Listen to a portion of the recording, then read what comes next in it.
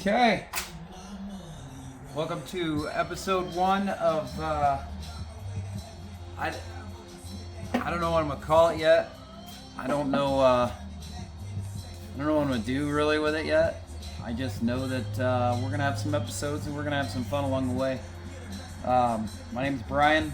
I've been a mechanic for lots and lots of years. I wouldn't say I was ever a great mechanic. I was a good mechanic. I could get the job done.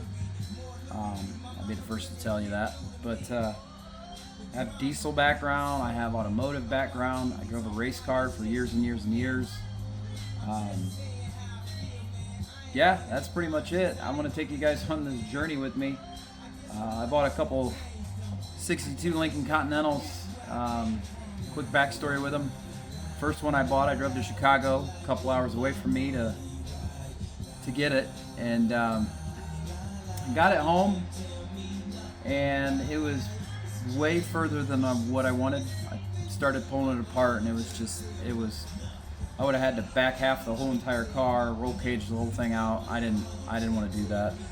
So then I bought another one up in Michigan. It was just a good price, so I didn't want to pass it up for parts. It was 2 years off, but I could still get a lot of parts off of it. But that brings us to the one I did buy down in Indianapolis. She's right here. It's a good car. It's got some tire, spots on it, I'd say, but it's not too bad. The bottom side's really good. It does have some Bondo. It does have some problems. Not terrible again. But the interior, here, we'll go on a little journey with that for a minute. It's probably one of the nicest interiors I've seen on a car in a long time. I didn't do anything with it. I've cleaned it and I conditioned the leather. And,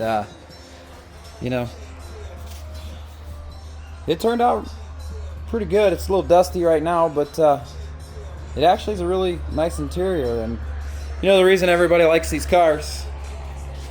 Suicide doors. That's the reason I fell in love with them, and I think it's definitely going to be a showstopper. When I did get this one, I did pull the engine out. It did run. I did get it running. Maybe I'll edit and cut some videos up later of that happening. But it's been a process. I pulled the engine and I decided to clean it all up. Again, I'll try to cut some stuff in, some pictures on this. I'm not good at editing. This is my first time doing this, so I bought a little movable tripod, so this is me just learning how to do things, and you guys are going to learn with me. But this engine here, it is a 430 MEL. It is a 1962 430 MEL. They did have nylon gears on the front for timing. Terrible idea. I did find most of those in the oil pan. So it has been upgraded to a steel gear, should I say. Yeah, a lot of this has just been trial and error. I'm a small block guy. I've always been a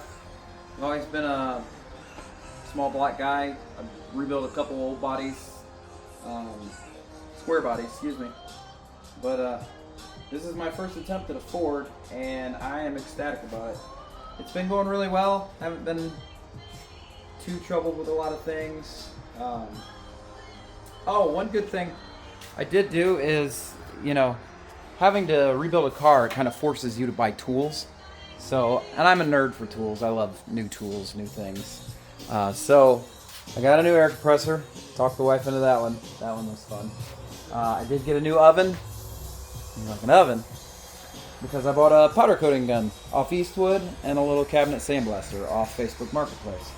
I'm going to tell you, that's some of the coolest things that I've bought. That just having that it makes everything so much easier when it comes to making things durable and making things a lot better and shinier, I guess, better than paint. So if you look on these intake hold downs, I did powder coat every one of those. There's some other things powder coated on there, but the head bolts, powder coated all the head bolts. So it's really cool to be able to do that right here in my garage. It doesn't cost me a bunch of money every time I have to get something powder coated. We'll take you on a little ride real quick. These are the two cars that I talked about before. This is the one here I bought from Michigan. It is a very, very rough car. I opened the driver's side doors on it and the doors actually fell off. Kind of comical, really, but you know, it had its things that I needed. So I did get the stuff I needed, and there's a guy in Florida, Tony Boslin, I think Boslin, sorry if I messed your name up, but he's gonna come up and get it, so that's kind of cool. But this is the other one I bought originally. She is real rough. It wasn't as bad when I bought it. I kind of took some stuff off of it, but it did have the full interior that is still in my garage. But I mean, the rot on this guy, it was beyond what I wanted to do. The trunk, terrible. If you know anything about these cars, the trunk lids rot really bad. There's only one company that I know of that rebuilds new ones, who does repops, and they are real expensive. So this isn't a budget build. I don't want to call it a budget build, but I'm not rich, you know. And a lot of these guys that are on this stuff, they can spend whatever money they want, and it's totally fine. But that's not what we're gonna do here. We're gonna have fun with it, and yeah, like I said, this is my first video. We're gonna go through this journey together, mainly for my documentation purposes, and being able to see what I've done and how far I've come with it. But just to recap, you know, this newest car that I got, it is mostly complete, no rust underneath. I so far have pulled the engine, I resealed everything. I did not rebuild it. I did pull everything out to be a long block. I put new head gaskets in it, and I'm gonna continue doing that stuff on a budget, you know. And the motor ran strong, so there was no point in me completely gutting it and rebuilding it. I just wanted to make sure it's sealed right and it looked pretty when it was in the engine bay, because I'm all about pretty. So the car will get airbags. It's gonna get 20s. It's gonna have a rag top. Car will be white in color, and all the chrome trim is gonna be black. So hence why we have a white and black engine. But yeah, this is episode 1. I know we're almost to 10 minutes here, but hope you can subscribe to me and like and subscribe. They'll get better as time goes with these videos, but I'm new. Cut me some slack. I'll see you next time.